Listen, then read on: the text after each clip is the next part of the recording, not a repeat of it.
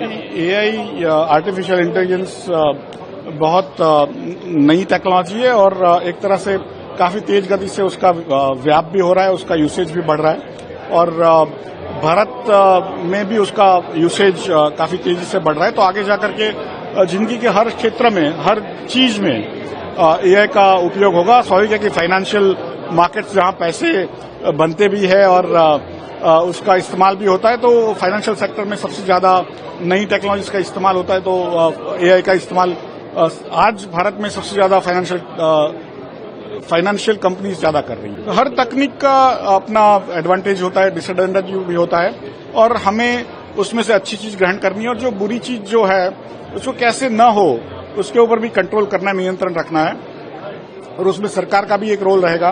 लेकिन हर जो यूजर है सभी को अपना अपना उसमें भाग लेना पड़ेगा। नहीं, जैसे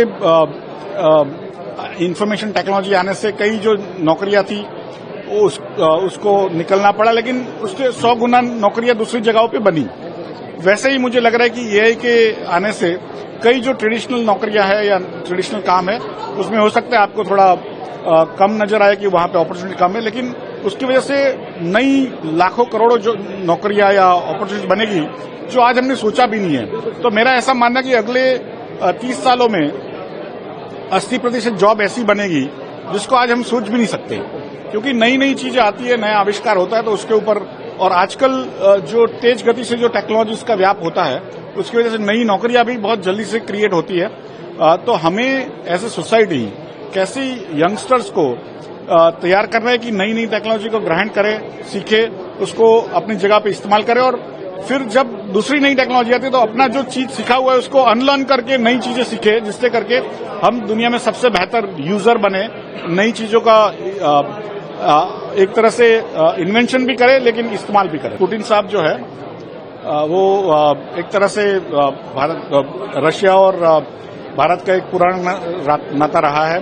80 सालों का एक बड़ा घनिष्ठ संबंध है और खासकर रक्षा क्षेत्र में।